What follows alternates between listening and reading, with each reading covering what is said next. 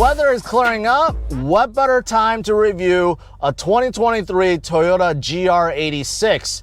Now, the GR86 is a rear-wheel drive sports coupe that still offers a 6-speed manual and a natural aspirated engine under the hood. So if you're looking to have some fun without breaking your bank account, well, this may be the sports coupe for you. All right, let's get started. All right, I'm behind the wheel, so let me tell you more about this brand new GR86 and tell you about how it drives. Let me just skip to how it drives first. It's been a while since I tested a manual car because these days, manufacturers are not producing manual cars. They are not looking out for car enthusiasts. So it's just very, very rare to be testing out a stick shift car. There's just something about banging your own gears and controlling the clutch that just makes the drive so much more engaging and fun. And there's just something to it. And that is what this GR86 is all about. There's just not that many cars out there that gives this kind of feel because everything has moved to automatics. And with this GR86, not only do you get a tried and true 6-speed manual, but this is also rear-wheel drive, which is equally as hard to find these days. To have a car that's powered by the rear wheels that gives you a bit more control and flexibility when you're going around bends and curves on the track, right? You're able to do power slides if you wanted to. And on top of that, Toyota is also giving you a natural aspirated engine. This 2.4 liter 4-cylinder is producing 228 horsepower naturally, no turbos, and torque is up to about 180 plus torque, foot-pounds of torque, which is a great improvement versus the last generation, the GT86. The torque curve has also been improved substantially. So it's not just about the increased horsepower, increased torque, but also the power band has been greatly improved. So right now, while I'm driving around town, I don't feel any gear where I don't have any power. That was the biggest complaint with the last 86, that you're cruising around town in 4th gear and you just like run out of power, right? That is not the case. This engine with the 6-speed manual, it's perfect. It's perfect, perfectly geared. There's plenty of power throughout the power band and I never feel slow. This is not a Ferrari, it's not a Lambo, but then again, it's not $300,000. So you don't have to be scared driving this around to your local Home Depot or your Whole Foods or kids' party. You don't have to worry about it being damaged or dinged, right? You just go out and have fun. And that is the whole point of this GR86. Woo! Listen to that exhaust. Even though I'm a big fan of V8 and throaty V8 exhaust, well, Toyota did their magic with the GR86. It sounds pretty darn good on the inside. Now, this one comes with an aftermarket GR catback system, so I don't know how much it changed the exhaust sound, but from other reviewers, they all say the same thing, that exhaust sounds pretty good. It doesn't sound like a 4-banger. It actually sounds pretty aggressive, right? So again, it adds to the drive. If you're looking for a fun drive, I mean, Toyota has really put it all together with the GR86, and it's just a blast. You know, around where I live, I don't have a lot of mountain roads or curvy roads. I don't have any racetracks around me, but I have taken some time over this weekend to kind of just go out a little bit further, try to find some of these local roads that are a little bit more curvy and a little bit more twisty.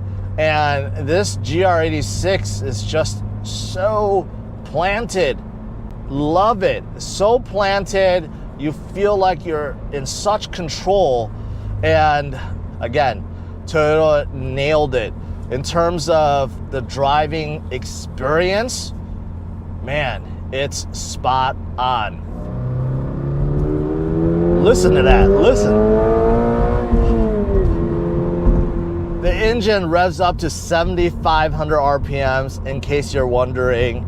And whenever you get up there, it's a thrilling experience. You could be going at like 30 miles per hour. It does not mean you're going at 100. You could be going at 30 miles per hour, but when the engine is revving up to 7,500 and you hear that screaming from the engine and the exhaust, wow. The cabin of this GR86 is very snug, as you would expect. This is a small sports coupe. It's not big. There are definitely other sports coupes that are much bigger. They're more expensive.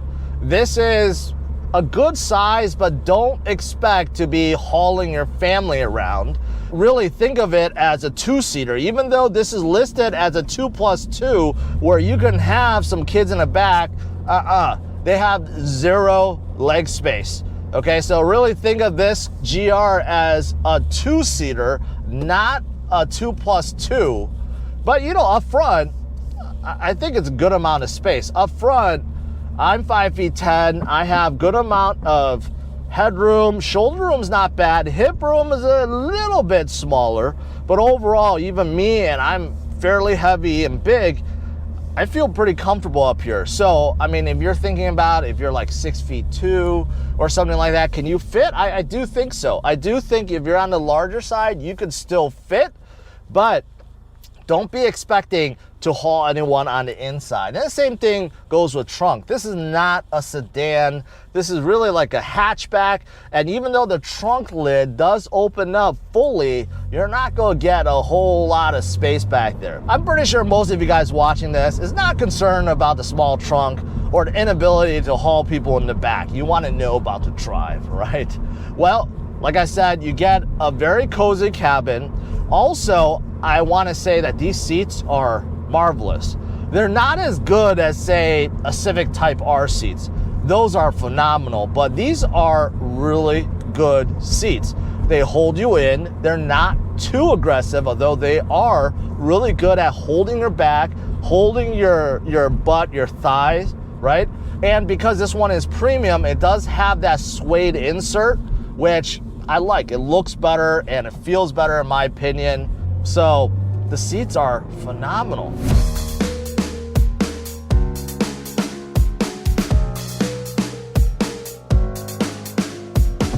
Now, as for the interior, I think the build quality is good. I like the way it looks. Toyota put a little bit more emphasis on the center console. You could definitely see these big dials for your climate control, also for your push button start, right? And I like the use of aluminum, although I'm pretty sure it's fake aluminum, but it looks good. It looks good. You got big switches, right? And you got big knobs. There's not a whole lot of it, so it's very easy to understand what they do. I like that. I like that. Now, the infotainment system, I'm pretty sure this is probably pulled from Subaru because it's unlike any other one I've seen in any other Toyotas. But it gets the job done. It's an 8-inch screen, right? And you could see your radio, your media, your settings. You do get Apple CarPlay and Android Auto. Those are pretty standard these days. So in case you wanted navigation or something, you can hook it up. It's a nice screen and you got some nice buttons. I mean, it's not too fancy. It works, right? You also get another screen inside here, inside your digital gauge cluster. It's pretty basic, but I do like how the focus is really on the revs and how fast you're going. Yes, like all other digital screens, you can scroll through and see some of the other stuff like trip computer and stuff like that.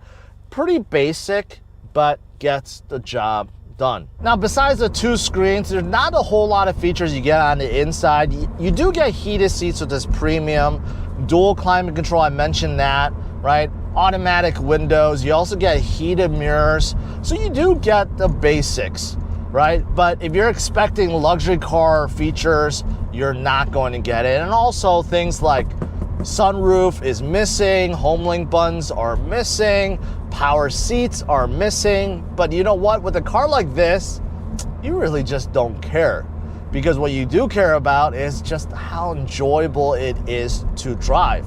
Also, by the way, in terms of sound insulation, I think it's pretty good. Today's decently windy. I'm already up to speed 40 miles per hour, and I don't hear a whole lot of wind noise. I don't hear a whole lot of cars passing by or road noise. All I hear is the glorious exhaust note. That's it. Now, the shifter itself has a good weight to it. It's not as butter smooth as some of the Hondas I've tested, which only requires basically 2 fingers to shift. This one takes a little bit more weight, but overall isn't too bad, and you really can't miss a gear. I like how the reverse locks out. You have to pull underneath to be able to engage in reverse, so you don't ever have to worry about accidentally being reverse. But overall, I think the shifter is good. I like the thickness too. This one is an optional GR knob, and it looks good size. I like the leather. But the clutch pedal is a little spring, but doesn't take a whole lot to engage. So of course, whenever you're getting inside any manual car, it takes a while to get used to the clutch, but I got used to this one fairly quick. As for looks, in my opinion, I think the GR86 looks fantastic. Looks like a sports coupe, and there's nothing wrong with it. I like the low stance. I like the big, dark 18-inch alloy wheels, right? I also like how there's really no chrome on the outside. Everything has been blackened out. You have a shark fin antenna. You have black mirrors. Also, this one does come with these black GR fender garnish on the side. I'll talk about that. That's actually extra, but it does actually look pretty good. And out back too, I like that ducktail spoiler that's built into the trunk lid. Looks very natural. The tail lights, the big exhaust tips out back, right?